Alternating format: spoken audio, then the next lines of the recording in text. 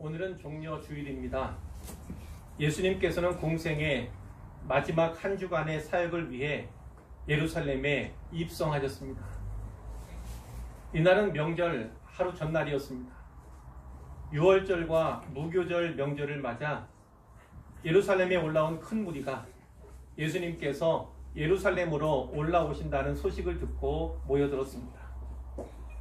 이들은 손에 종려나무 가지를 들고 흔들면서 예수님을 환영했습니다. 이 때문에 이날을 종려주일이라고 일컫는 것입니다.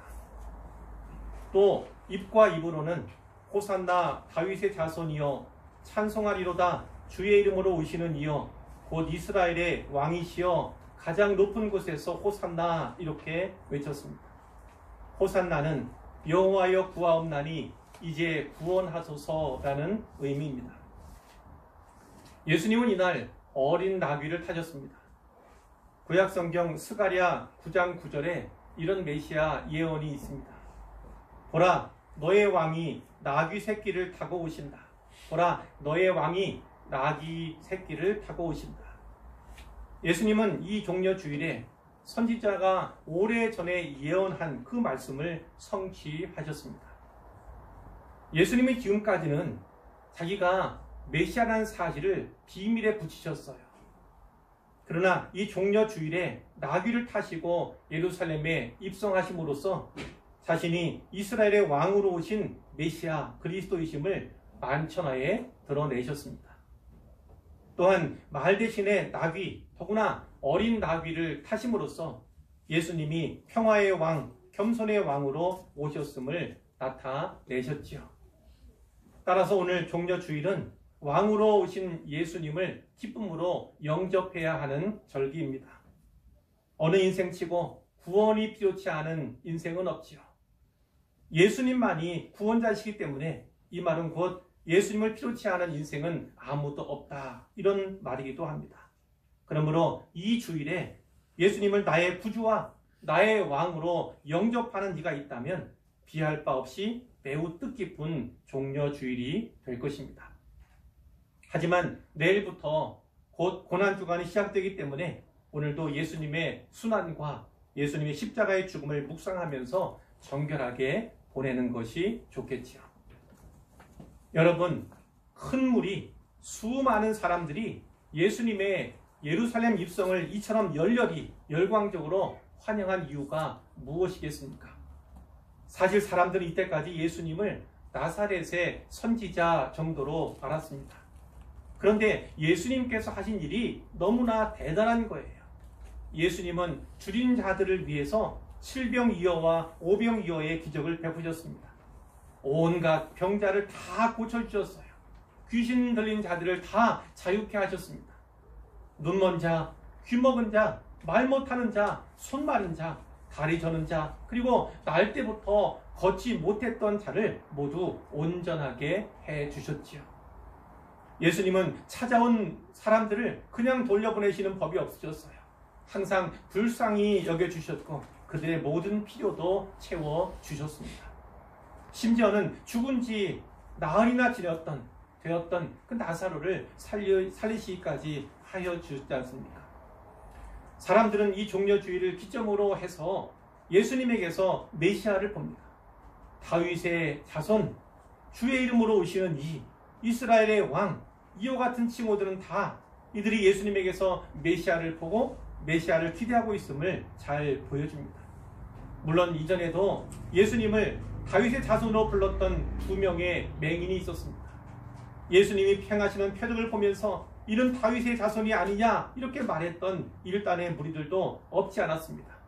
하지만 이 시점에서는 다윗의 자손이라는 칭호가 이스라엘의 왕이라는 칭호와 더불어 불려지고 있음을 주목하게 되죠.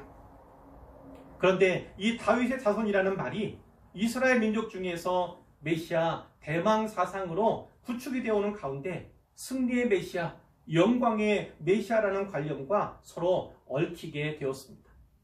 이것이 이스라엘의 고난의 역사 속에서 그리고 예수님 당시에 로마의 지배하에서 정치적 희망과 민족적인 염원으로 극대화가 된 것입니다. 이로 인해서 만일 약속된 메시아가 오시면 그가 이스라엘을 로마의 압제에서 구원하실 것이다. 그가 다윗의 왕국을 다시 회복하실 것이다 라는 강한 민족적 열망으로 자라고 있었던 것입니다. 예수님에게서 그 메시아를 보고 또 메시아를 기대한 이들이 큰 무리를 이루어서 예수님을 환영한 것은 바로 이 때문이죠. 그러나 이날의 큰 무리의 열광적인 환영은 불과 몇 날이 안 되어서 군중의 광란과 광기로 바뀌고 맙니다. 이때는 그동안 예수님의 사역 현장을 뒤따라다니면서 예수님을 강력한 도전자, 강력한 경쟁자로 또 자기들의 자리를 빼앗을 탈취자로 여겼던 종교 지도자들이 예수님을 시기하고 두려워한 나머지 이미 예수님을 죽이려는 모의를 시작한 뒤였습니다. 결국 예수님은 은 30에 그분을 팔기로 한 가룟 유다의 배신으로 목요일 겟세마네에서 기도하신 후 그 밤에 감람산에서 체포가 되시지요. 대제사장들과 유대인의 장로들은 예수님이 유대인의 왕으로 불리고 있음을 들어서 정치적인 모함을 하기도 합니다. 거짓 증인을 내세워서 신성모독죄로 예수님을 기소하려고도 하지요. 하지만 로마 총독 본디오 빌라도는 예수님에게서 아무런 죄도 발견하지를 못합니다. 놓아주려 하지요. 명절에 죄수 한 명을 석방하는 관례를 들어서까지 예수님을 석방하려고 애씁니다. 그러나 종교 지도자들로부터 사주를 받은 무리들은 예수가 아니라 당시 밀란과 살인으로 옥에 갇혀있던 바라바를 내어달라고 요구하지요. 그리고 군중심리에 동요된 수많은 누리들이 예수를 십자가에 못 박으라, 예수를 십자가에 못 박으라, 예수를 십자가에 못 박으라 소리 지르게 됩니다. 우유부단했던 로마 총독 본디오 빌라도는 무리의 계속되는 압력과 혹시 밀란이 일어날지도 모른다는 두려움에 빠져서 무죄한 예수님에게 십자가형을 언도합니다. 여러분, 이 사실을 기억하셔야 합니다. 예수님이 어린 나귀를 타고 예루살렘에 입성하실 때 종려나무 가지를 흔들면서 호산나를 크게 외치면서 예수님을 열광적으로 환영하던 그 무리들이 불과 며칠 만에 예수님을 십자가에 못 박으라, 예수님을 십자가에 못 박으라고 고래고래 호함 지르는 그 폭도들로 돌변했다는 사실입니다.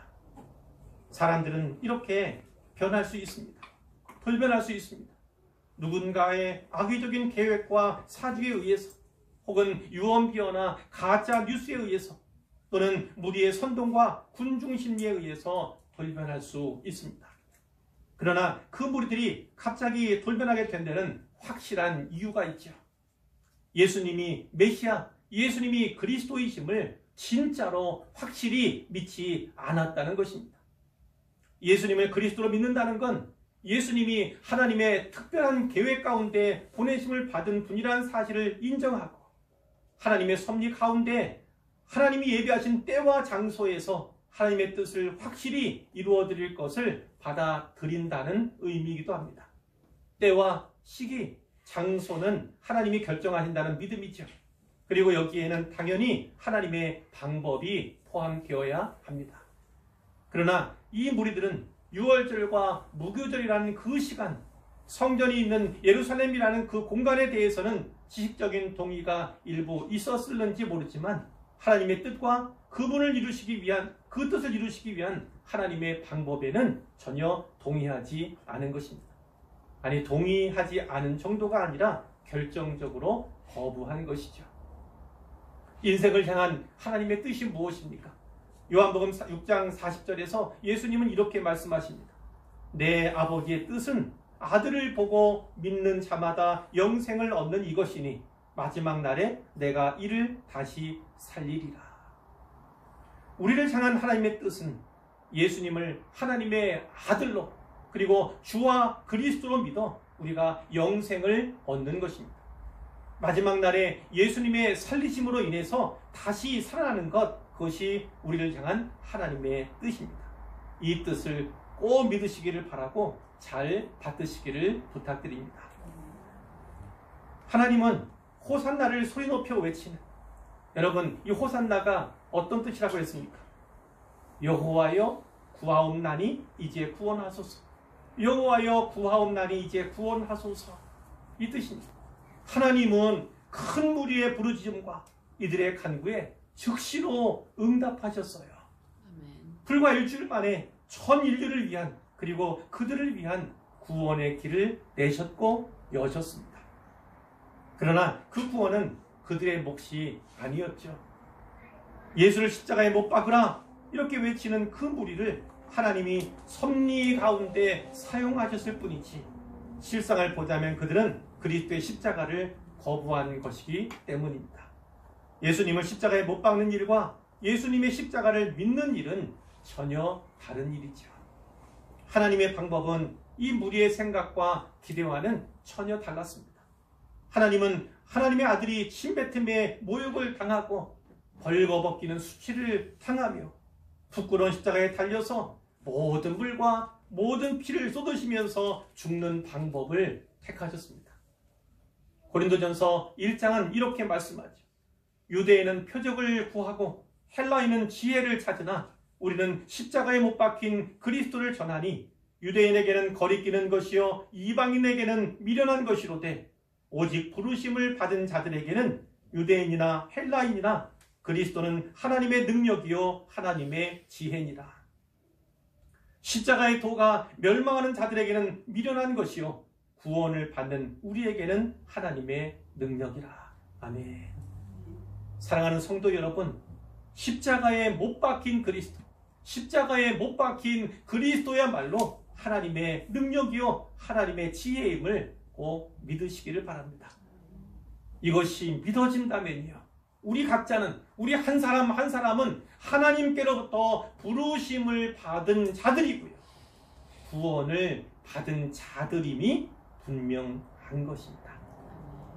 이제 오늘 본문 말씀을 볼 텐데, 갈라디아서 2장 20절 말씀이죠. 사도 바울은 여기서 이렇게 고백하고 있습니다. 내가 그리스도와 함께 십자가에 못 박혔나니, 내가 그리스도와 함께 십자가에 못 박혔나니. 이 말씀은요, 나는 그리스도와 함께 십자가에 못 박혀 죽었다, 십자가에 못 박혀 죽었다는 이런 뜻입니다. 여러분, 바울이 실제로 그리스도와 함께 십자가에 못 박혀 죽었습니까? 그렇지 않죠. 바울은 다메섹으로 가는 도상에서 부활하신 예수님을 만나요. 그리고 그 예수님으로부터 이방인의 사도라는 그런 부름을 받은 사람이잖아요. 그러니까 십자가에 함께 죽었다는 것은 사실이 아니죠. 실제가 아닙니다. 자, 그러나 이 말씀은 이렇게 해석할 수 있어요. 한마디로 한다면 나와 그리스도와의 연합입니다. 하나됨을 이렇게 표현한 거예요. 로마서 6장 5절에 보면 이런 말씀이 있어요. 만일 우리가 그의 죽으심과 같은 모양으로 연합한 자가 되었으면, 이런 말씀이 있습니다. 결국 그 십자가에 함께 못 박혔다, 이 말씀은 그리스도와 함께 연합되었다, 하나가 되었다, 이것을 의미하는 것으로 우리가 이해할 수가 있습니다. 그런데 어디에서 그리스도와 하나가 되었다고 말합니까? 어디에서요? 십자가에서요. 십자가는 죽음의 장소입니다. 죽는 곳입니다. 자, 제가 언젠가 이런 말씀을 드린 적이 있죠. 한 번 태어나면 두 번 죽고, 두 번 태어나면 한 번 죽는다. 이 말씀을 기억하시리라 믿습니다. 자, 무슨 의미인지 아시죠? 사람은 누구나 한 번은 태어나요. 태어났기 때문에 이 땅에 살아가는 것 아닙니까?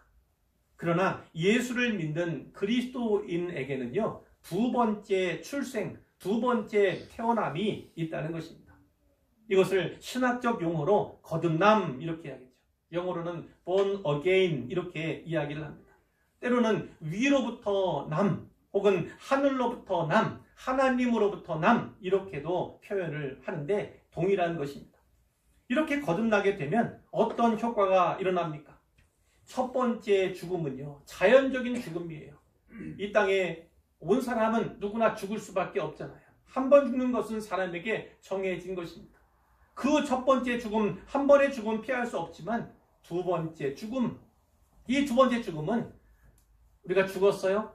천국이냐 또 지옥이냐 어디로 갈 것을 판단받는 그런 심판이 있다는 거예요.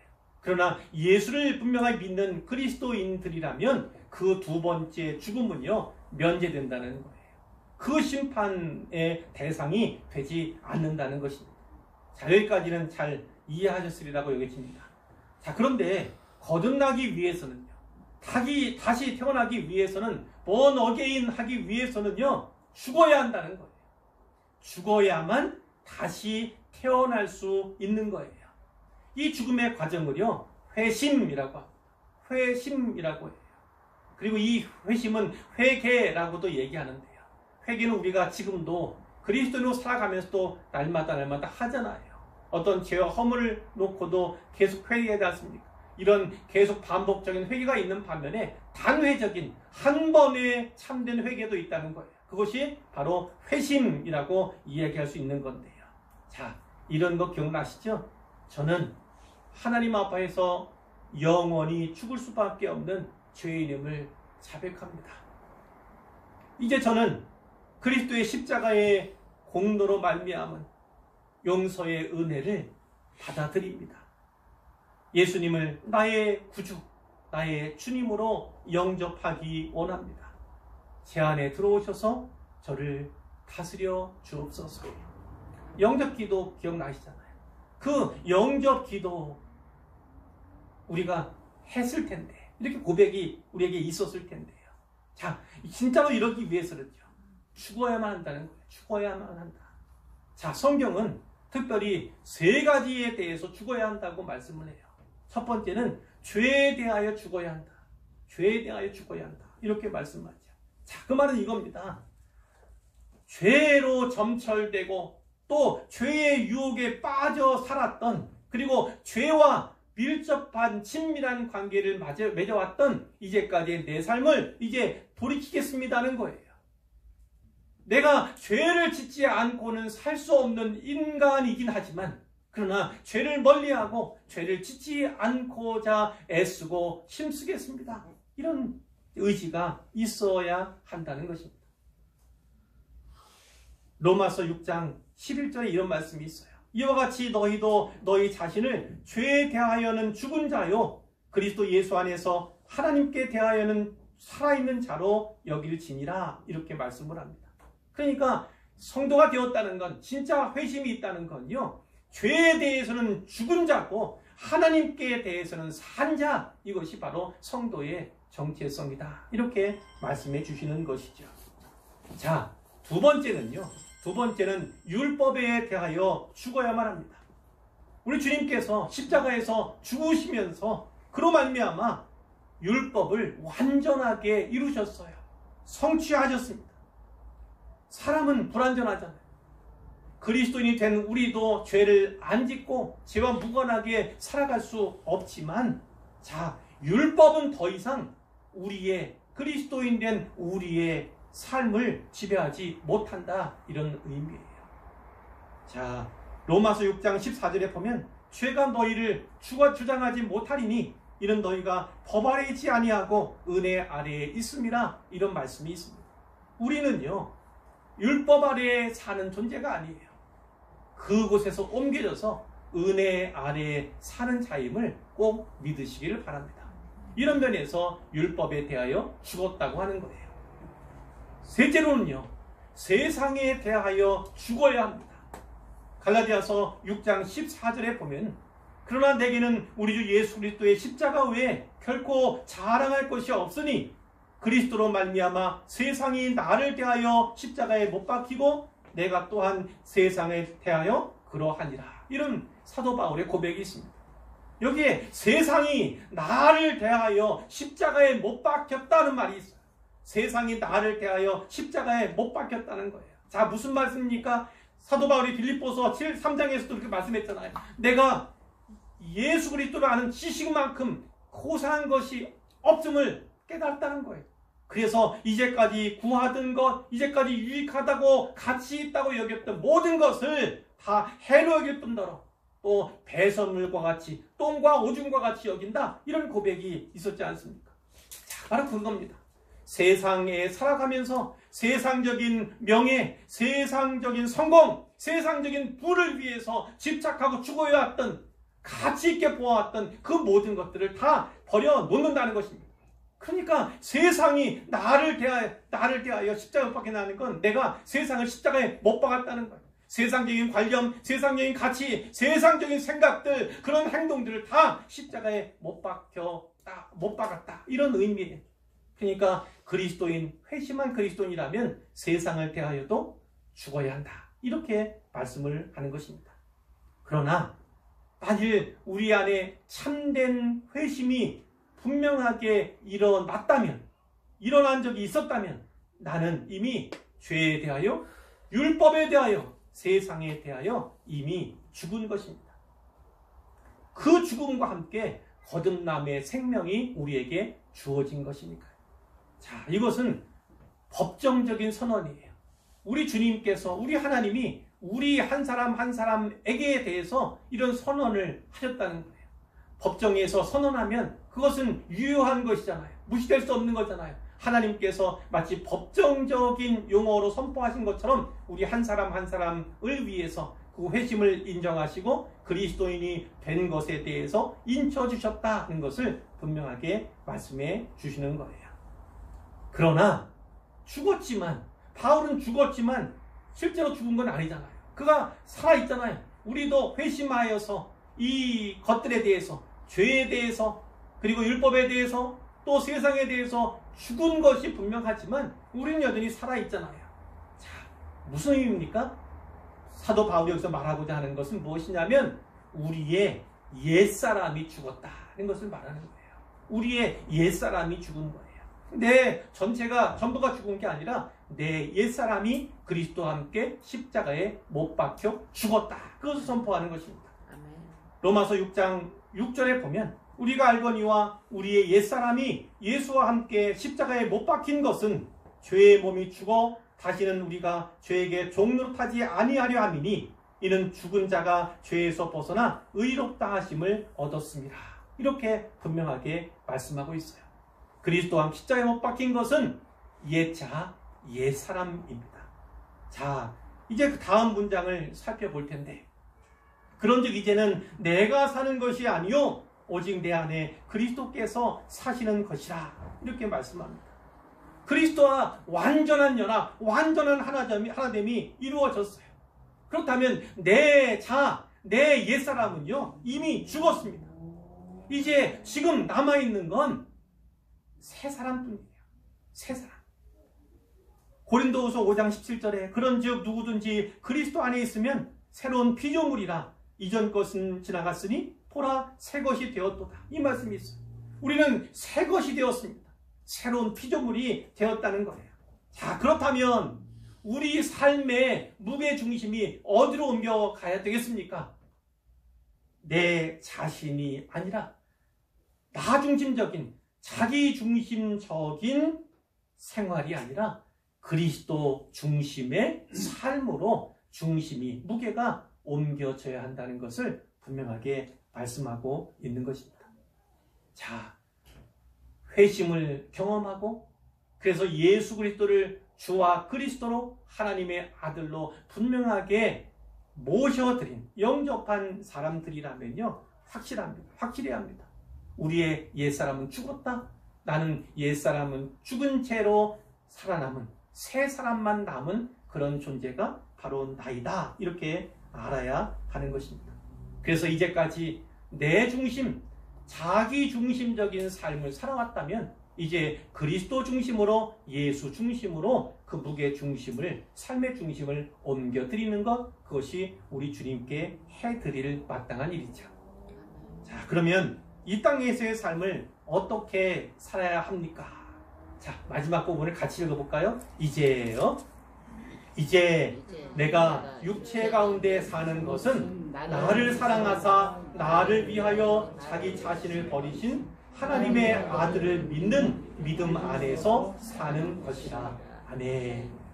이제 내가 육체 가운데 사는 것, 우리가 육신의 장막 가운데 살고 있잖아요. 이 땅에 살아가는 모든 삶이에요. 이 삶 속에서는 어떻게 살아야 합니까? 나를 사랑하셔서 나를 위해서 자기 자신을 십자가에 내어주신 그 하나님의 아들 예수 그리스도를 믿는 믿음 안에서 살아가야 한다고 분명하게 말씀하는 것입니다.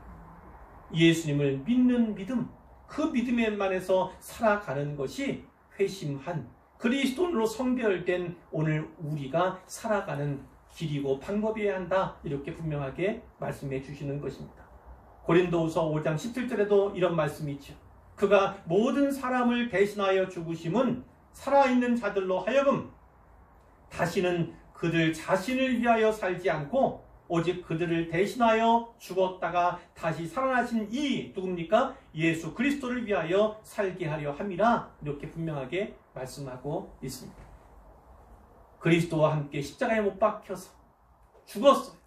그래서 그리스도와 온전한 연합, 완전한 하나됨을 경험하고 누리는 모든 사람들은 이제 자기 자신을 위해 사는 것이 아니라 나를 대신해서 죽었다가 다시 살아나신 이 나로 하여금 다시 그 길을 걷도록, 동일한 길을 걷도록 인쳐주시는, 구별해주신 그 예수 그리스도를 위하여 사는 것, 그것이 우리의 삶의 목적이 되어야 한다, 방향이 되어야 한다, 이렇게 분명하게 말씀해 주시는 것입니다.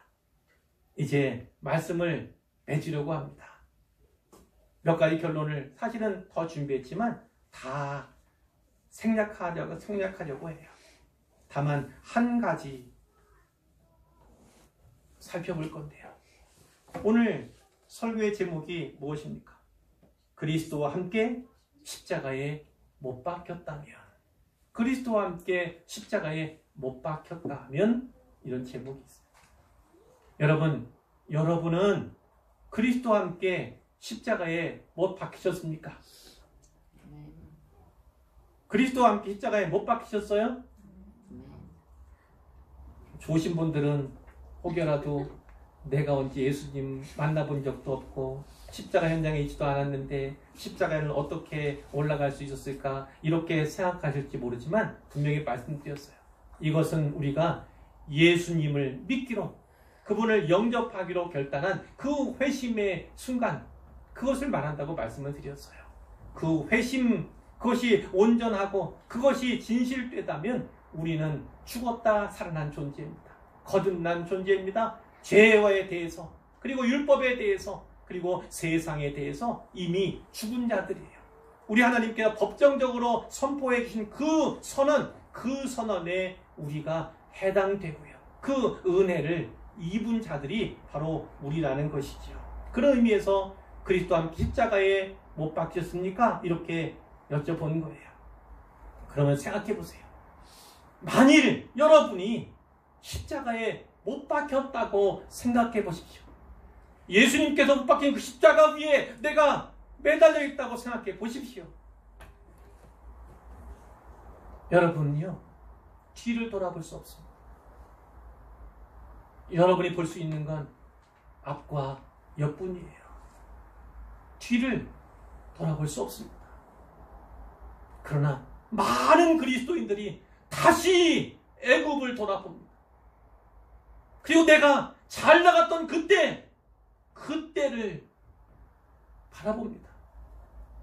어떤 사람들은 죄악과 허물로 죽었던 그때를 바라보기도 하지만, 그래서 은혜가 부릴 듯 일어나고 그 은혜만큼은 잊을 수 없어서 이렇게 눈물로 그 시절들을 바라보기도 하지만요, 많은 사람들이, 많은 그리스도인이 여전히 애굽을 꿈꾸고, 그리고 지난 날들에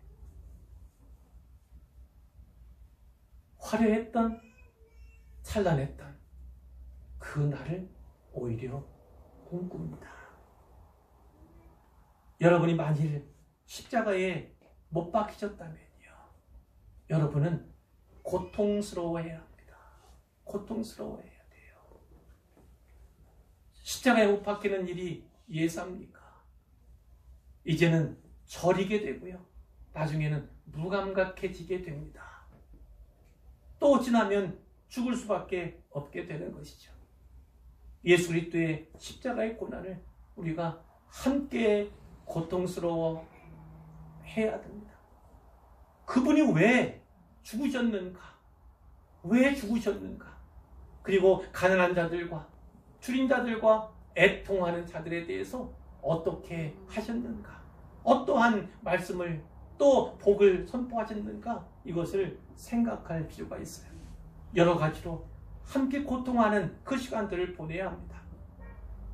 자, 여러분 십자가에 매달려 있다면 뒤를 돌아볼 수 없고 옆과 앞을 볼 뿐이지만 예수님께서 그 십자가에서 바라보시는 그 시선과 그 시야들을요 생각해 볼 필요가 있어요. 예수님께서 바라보시는 그 시야, 예수님께서 바라보시는 그 시각, 예수님께서 바라보시는 그 시선으로요 사람들을 그리고 세상을 바라볼 필요가 분명하게 있다는 것입니다. 내가 더 이상 뒤를 돌아보지 않고 애굽을 그리워하거나 사모하지 않고 잘나가고 휘황찬란했던 그 옛 시절을, 옛사람의 때를 또 그리워하지 않는 전제하에서 우리는요 옆을 앞을 바라볼 수가 없는데, 바라볼 수밖에 없는데 예수님의 시선과 그분의 시각과 그분의 시야로 사람과 세상을 바라보아야 한다는 겁니다. 그것이 우리에게 이루어졌다면 우리는 십자가에 못 박힌 삶을, 못 박힌 자의 삶을 살아가고 있다, 이렇게 볼 수가 있는 것이죠. 마지막으로 하나만 더 말씀드립니다. 예수님 십자가에 못 박히신 채로 7가지 짧은 말씀들을 하셨어요. 그래서 우리가 가상칠언이다 이렇게 말하고 있지 않습니까? 자, 그 말씀들을 우리의 삶 속에 적용해 보았으면 좋겠다는 거예요. 예수님 이렇게 말씀하셨습니다. 아버지, 저들을 사하여 주옵소서. 자기들이 하는 것을 알지 못함이니이다. 이렇게 주님께서 첫 번째 말씀을 하셨습니다. 바로 그겁니다. 우리가 십자가에 못 박혔다면, 그리스도와 함께 십자가에 못 박혔다면 우리는 용서해야 합니다. 아버지, 저들을 사하여 주옵소서. 자기들이 하는 일을 알지 못합니다. 이렇게 용서해야 합니다. 두 번째로 예수님께서는요, 오늘 네가 나와 함께 낙원에 있으리라, 옆에 한 십자가의 죄수를 향해서 이렇게 사죄를 선포하시고 천국을 선언하셨어요.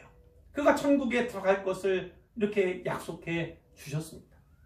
우리가 해야 할 것은 바로 그것입니다. 예수님께서 십자가 위에서 가장 마지막으로 하신 게 무엇입니까? 그것은 기도였잖아요. 그러나 사역으로 치면 바로 누군가를 구원하는, 그 십자가에 달린 한편 강도를 구원한 그 일을 마지막으로 하셨다는 것입니다. 우리가 십자가에 못 박힌 채로 할 수 있는 건 어떤 거예요? 기도와 그리고 전도입니다. 그 마지막 순간까지 예수님께서는 한 불쌍한 영혼, 강도의 영혼을 구원해 주셨어요. 십자가에 못 박힐 때 우리가 해야 하는 일은 바로 그것입니다. 셋째로요, 여자여 보소서 아들이니이다. 보라 네 어머니라, 이렇게 말씀하셨죠. 어머니 마리아를 향해서 그리고 제자 요한을 향해서 이렇게 말씀하셨습니다. 바로 그겁니다. 어머니 아버지께 효도해야 합니다. 그것이 우리 주님의 유언인 것처럼 우리가 십자가에 매달려 있다면, 십자가에 못 박혀 죽은 존재라면 우리는요 그 어머니, 그 아버지에 대해서 끝까지 효도해야 합니다. 책임을 져야 하는 거죠. 네 번째는 엘리 엘리 라마 사박다니, 이렇게 말씀하셨어요. 나의 하나님, 나의 하나님, 어찌하여 나를 버리셨나이까? 이렇게 예수님께서 그 버림받은 고통, 그것을 토로하셨지 않습니까? 그러나 그리스도인들도 마찬가지입니다. 예수와 더불어서 십자가에 못 박힌 사람들이라면요 다 그 버리심을 경험해야 합니다. 내가 예수 믿는 것 때문에, 예수 잘 믿는 것 때문에, 예수님 말씀을 잘 따르는 것 때문에 세상 가운데, 사회 가운데, 직장생활 가운데, 사업하는 그 현장 가운데서, 학교에서도요 누군가로부터 핍박을 당하고 괴롭힘을 당하고 또 버림을 당하고 멀리함을 당하고 이런 것이 있다면 오히려 주님께서 우리에게 그것이 복이라고 말씀하셨습니다. 우리에게 이런 핍박이 없다는 것이 오히려 이상하다는 거예요. 우리는 진짜 그리스도인으로 참된 성도로 신자로 살아감으로 말미암아 이런 핍박을 받아야 하는 사람입니다. 그것을 기뻐하고 즐거워하는 사람들이 바로 그리스도인이라는 정체성이라는 겁니다. 다섯 번째로 말씀하셨어요. 내가 목마르다. 예수님께서 가난한 자, 줄인 자, 우는 자 이렇게 말씀을 하셨는데, 자, 이것은 다 예수 믿다가 예수 때문에 예수님 따르는 것 때문에 당하는 고통들을 말하는 것입니다. 예수 믿는 사람들은 이런 물질적이나 어떤 가난의 문제 이런 것을 지고 갈 수밖에 없어요. 그러나 그 가운데서도 기뻐하고 즐거워하는 것, 하나님의 상이 있을 것을 바라보며 살아가는 것, 하나님이 기억하실 것이고 하나님께 넘치도록 채워주실 것이며 하나님께서 공급하시고 하나님께 대신 갚으실 것이라는 그런 확실한 믿음 가운데 하루를 살아가는 삶이어야 한다는 것입니다. 여섯째로 우리 주님은 다 이루었다고 말씀하셨어요. 우리는 감히 그것을 말할 수 없을 것입니다. 입 밖에 이 말을 할 수 없을 거예요. 그러나 기억하십시오. 우리는 우리 한 사람 한 사람을 이 땅에 보내신 목적이 있습니다. 하나님께서 우리 한 사람 한 사람에 계획하신 계획이 있고 뜻이 있습니다. 그것을 언젠가 다 이루었다. 하나님의 은혜로 말미암아 이루었다. 이렇게 고백하게 될 것입니다.